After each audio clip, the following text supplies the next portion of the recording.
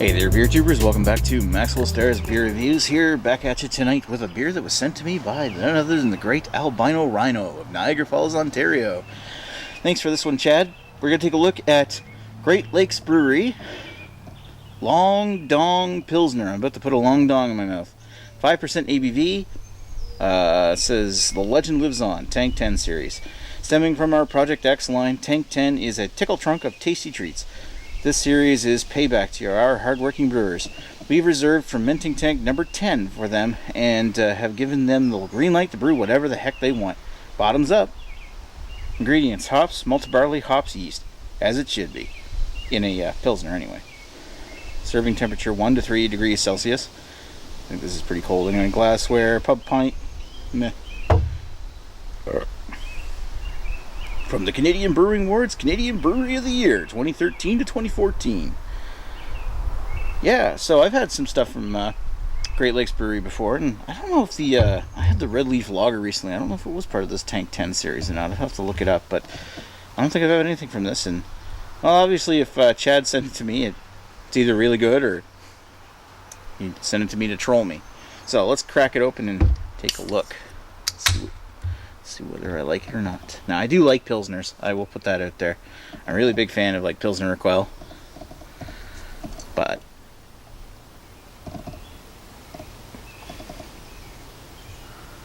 we'll see if this one really matches up to what I hope out of a Pilsner, because especially in Canada, there's a lot of Pilsners out there that call themselves Pilsners.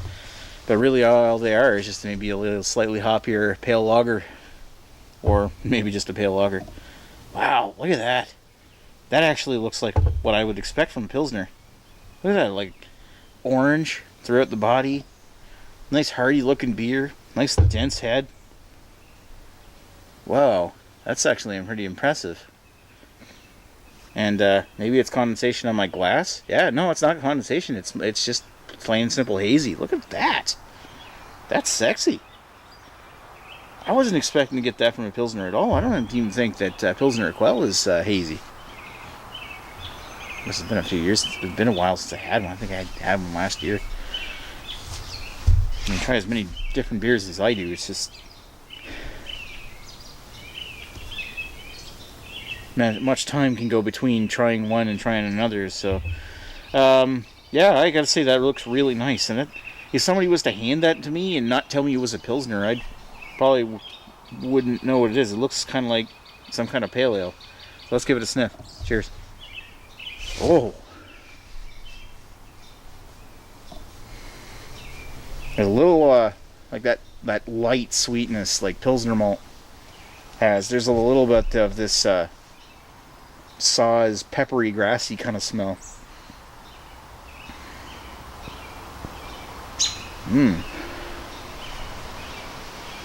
It's like somewhere between like a touch fruity, touch grassy, and a bit of like a white pepper, like a softer peppery bite. Peppery, but still pretty soft. It's not like roasted like or sharper like a black pepper would be. Maybe multicolored peppers because it's got that little touch of fruitiness. I don't know. That smells really nice. And as it fades, the head fades away, I'm starting to get more of this kind of like this, like copper coin kind of smell. Nice. All right, down the hatch. Cheers.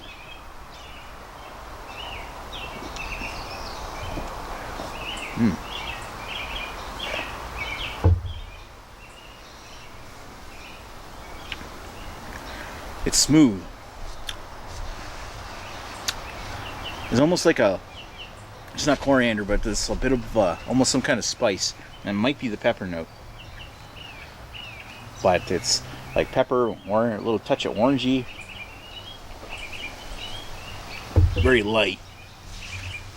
Not really getting a huge amount of like caramel malt or any kind of really sweet malt out of this. It's a very thin, clean finish with a thin veneer of like a light citrusy fruit taste going down the back of the throat, along with that clean finish. You can hear the mourning doves slowly flying around.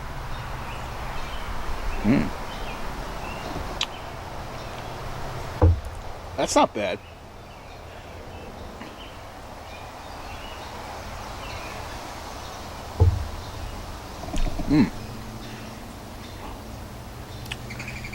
A little bit of herbal, earthy note coming in the like drying and in the drying finish. As it dries out, you get a little bit more of this herbal, earthy note, mostly earthy.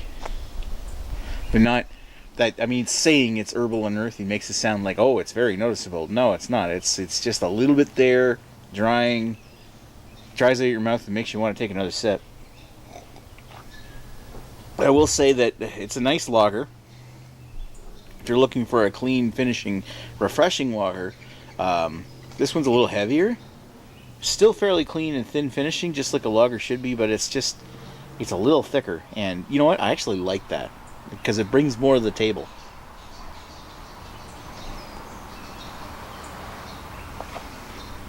But there's something like I can't quite put my finger on. Maybe I just want a little bit more Pilsner malt flavor poking up through there. And maybe that's because I'm drinking it fairly cold. Probably warmer than they recommend on the back of the can, but still cold. And I find that it's not... It's not bad. It's just not as good as like not up there with some of the like the traditional Pilsners, like German and Czech Pilsners, that not close enough that I love it, but in that regard, it's probably one of the finer Canadian-made Pilsners. I'd say Steam Whistle is a great one, but I haven't had one of those in years, so I don't know if it's dropped off or not. And I know that more people make fun of that one today than and love it. But this one, I can tell that heart went into that. I can tell that craft went into that. That's really well made. It's not spot on flavor wise, but I got to say that that's really nice, and they did a good job. 3.75 out of 5 for that one. I love it. I don't absolutely love it, and I think it could be a little touch sweeter to make me like it a little more, or maybe a touch cleaner. But as far as everything goes on it, it's actually really nice, and I would recommend it to anybody. Anyway, thanks for sending me that one, Chad, and thanks for watching Maxwell Starr's beer review. Excuse me. Of Tank 10 Long Dong Pilsner, 5% ABV. Really nice. It's a nice long dong. Right. We'll chat with you folks later. Cheers.